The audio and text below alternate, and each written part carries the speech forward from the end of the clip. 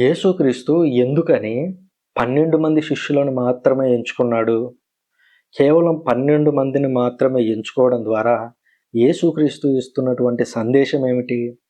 ఈ విషయాలను మనము ఇవాళ లోతుగా తెలుసుకోబోతున్నాము. సామాన్య కాలంలో 11వ ఆదివారంలోకి ప్రవేశించాము. ఇవాళ ఉన్నటువంటి 3 రీడింగ్స్ ద్వారా దేవుడు 12 మందిని ఎంచుకొని వాళ్ళ ద్వారా ఏం చేస్తున్నాడు అనేటువంటి విషయాన్ని లోతుగా తెలుసుకుందాం.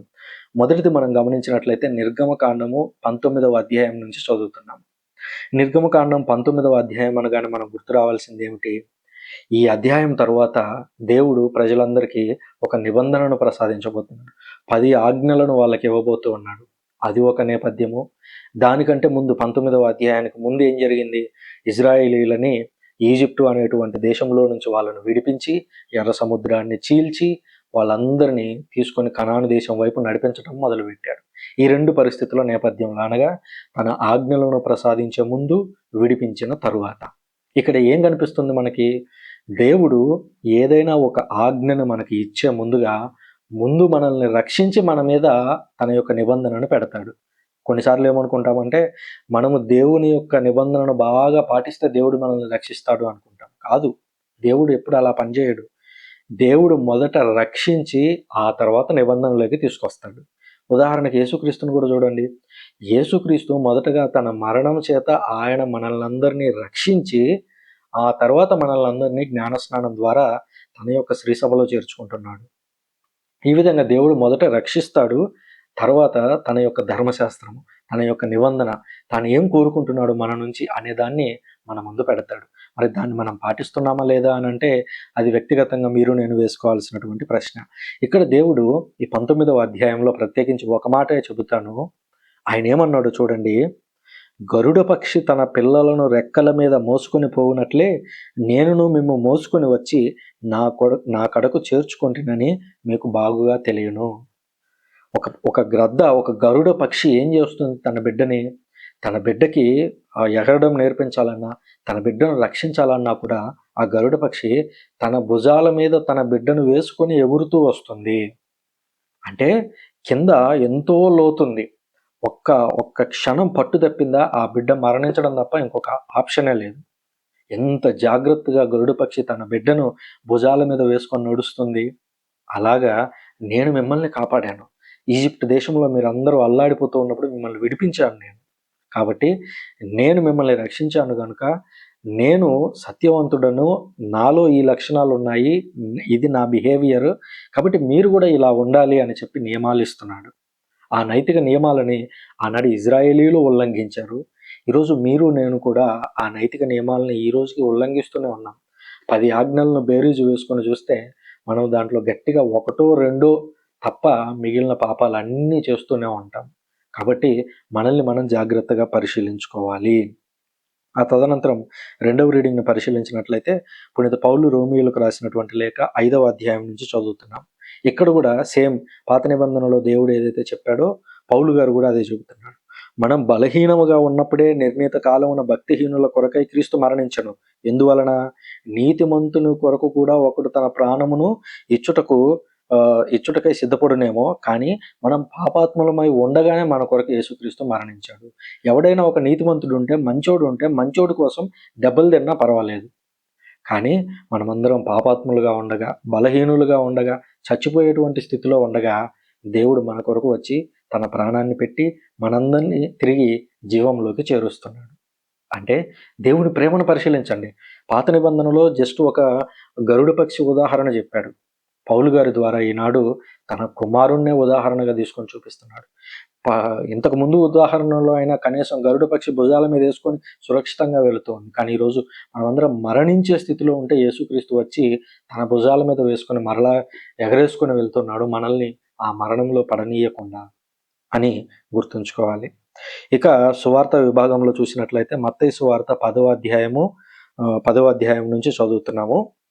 ఇందులో మనం బాగా గమనిస్తే యేసుక్రీస్తు 12 మంది శిష్యులకి అప్పగిస్తున్నటువంటి ఒక బాధ్యత ఇక్కడ ఉంది. మొదటగా అసలు 12 మంది శిష్యులే ఎందుకు అని మీరు ఆలోచిస్తే, పాత నిబంధనలో ఇజ్రాయేలు దేశము అనేది ఎంతమంది పిల్లర్గా, ఎంతమంది ఒక పునాదులుగా ఉండగా మొదలైంది అంటే 12 మంది. ఆనాడు అబ్రహాము, ఈసాకు, యాకోబు ఆ యాకోబుకు పుట్టినటువంటి 12 మంది సంతానం ద్వారా ఇజ్రాయిల్ అనే ఒక దేశం ఏర్పాటైంది. ఈ రోజున యేసుక్రీస్తు ఎంచుకున్నటువంటి 12 మంది శిష్యుల ద్వారా ఒక నూతన ఇజ్రాయేలు ఏర్పాటైంది.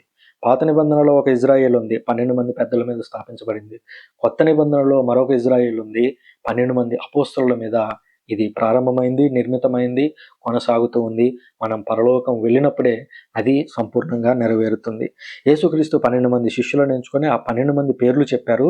అందులో మీరు బాగా గమనిస్తే మొదటివాడగు పేతురు అనబడు సీమోను అని మత్తయి గారు రాశారు. మత్తయి, పేతురు ఇద్దరు యేసుక్రీస్తు శిష్యులే. కానీ మత్తయి గారు పేతురు గారిని ముందు పెడుతున్నాడు. అంటే పేతురు గారికి ప్రధానాధికారం ఉంది అని ఆనాటి అపోస్తలులు కూడా గుర్తించారు. అందుకే మొదటి వాడగు అని చెప్పి మత్తయ్య గారు రాశారు. ఇంకా ఆయన మాట్లాడుతూ, అన్యజనులుండు ప్రదేశములలో ఎచ్చటనో అడుగు మోపవలదు, సమరీయుల ఏ పట్టణమందు ప్రవేశింపరాదు, కానీ చెదరిపోయిన గొర్రెల వలె ఉన్న ఇజ్రాయేల్ ప్రజల వద్దకు వెళ్ళి పరలోక రాజ్యం సమీపించిందని చెప్పండి.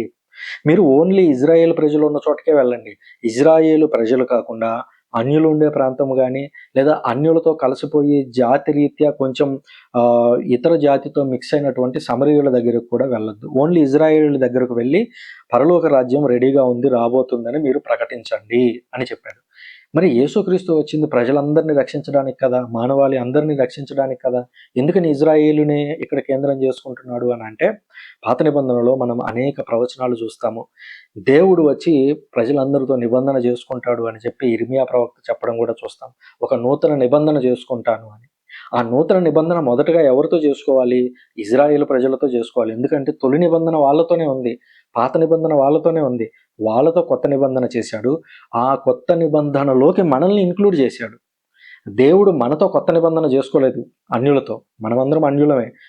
అన్యులు కాకుండా ఇజ్రాయేలీలు అంటే ఎవరు అని అంటే అబ్రహాము వారసత్వంగా వచ్చిన వాళ్ళు, లేదా 12 మందికి పుట్టినటువంటి రక్త సంతానాన్ని ఇజ్రాయేలీలు అని చెప్పొచ్చు. వాళ్ళు కాకుండా మిగిలిన వాళ్ళందరూ, అనగా మీరు, నేను, ప్రపంచంలో ఉన్నటువంటి ఏ దేశంలో ఉన్న వాళ్ళైనా, ఒక ఇజ్రాయెల్ దేశంలో రక్త సంబంధికులు కాకుండా అందరూ అన్యులే. ఇక్కడ యేసుక్రీస్తు చేసింది ఏంటి అని అంటే, ఇజ్రాయేలుతోనే నూతన నిబంధన చేసుకొని ఆ నూతన నిబంధనలో అన్యులను కూడా చేర్చాడు. ఇది అక్కడ జరిగింది. కాబట్టి యేసుక్రీస్తు ఇక్కడ మాట్లాడినటువంటి 9-10 అధ్యాయాల దగ్గరే మనం ఆగిపోకూడదు. ఎందుకంటే ఆయన మరణించి తిరిగి లేచిన తర్వాత ఆ బాధ్యతను శిష్యుల మీద పెట్టాడు. ఏమని? మీరు వెళ్ళి సకల జాతి జనులకు పితా, పుత్ర, పవిత్రాత్మ నామమున జ్ఞానస్నానం మొసగుచు వాళ్ళందరినీ నా శిష్యులను చేయండి అని చెప్పి యేసుక్రీస్తు గ్రేట్ కమిషన్ ఎప్పుడు ఇచ్చాడు? మరణించి తిరిగి లేచిన తర్వాత. అంటే అన్యులని నిబంధనలో యేసుక్రీస్తు ఎప్పుడు చేర్చాడు అని అంటే, మరణించి తిరిగి లేచిన తర్వాత అఫీషియల్గా బాధ్యతను అప్పగించాడు. అంతకు ముందు నుంచే మొదలు పెట్టాడు, కానీ ఆయన అఫీషియల్గా ఆ బాధ్యత పెట్టింది మరణించి తిరిగి లేచిన తర్వాత. కనుక ఈ విధంగా మనము ఇజ్రాయేలీలతో అంటుకట్టబడ్డాము. ఇజ్రాయేలీలతో దేవుడు చేసుకున్నటువంటి నూతన నిబంధనలో అన్యులందరినీ చేర్చాడు అని గుర్తుంచుకోవాలి.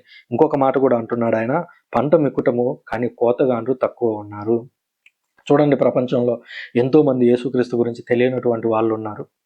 వాళ్ళకి మన యొక్క దేవుని యొక్క వాక్కును తీసుకువెళ్ళడానికి మన వల్ల ఎంత వీలైతే అంత ప్రయత్నం చేయాలి. సృజన అనే నేను, నాకు తెలిసినంత దేవుని వాక్యాన్ని నేను చెబుతున్నాను, మీకు తెలిసింది మీరు చెప్పండి. మీకు జరిగినటువంటి అద్భుతాలను, దేవుని గురించినటువంటి సత్యాలను ప్రజలకు వెల్లడి చేయండి. ఎవరికి ఎంతవరకు వీలవుతుందో అంతవరకు దేవుని గురించి చెప్పాల్సినటువంటి బాధ్యత ప్రతి ఒక్కరి మీద ఉంది. కథోలిక శ్రీసభ చెబుతున్న దాని ప్రకారం జ్ఞానస్నానం పొందినటువంటి ప్రతి కథోలికుని బాధ్యత యేసుక్రీస్తు గురించి ప్రకటించటము. డైరెక్ట్గానో ఇండైరెక్ట్గానో ఏదో ఒక రూపంలో యేసుక్రీస్తు గురించి, ఆయన రాజ్యం గురించి, ఆయన రాజ్యంలో వాళ్ళని చేర్చడం గురించి మనం నిరంతరం, మనం మరణించే వరకు చెబుతూ ఉండాలి. ఇది మన మీద ఆయన పెట్టినటువంటి బాధ్యత. ఎందుకంటే ఈరోజు సృజన అనే నేనున్నాను, నా చుట్టూ ఎంతోమంది మిత్రులు ఉన్నారు, యేసుక్రీస్తు గురించి తెలియనటువంటి మిత్రులు. ఒకానొక రోజు వచ్చినప్పుడు, తీర్పు దినం వచ్చినప్పుడు, సృజన అనే నేను పరలోకానికి ఉదాహరణగా నేను వెళ్తానో లేదో నాకు తెలియదు. దేవుడు తీసుకువెళ్ళాలనే కోరుకుంటున్నాను.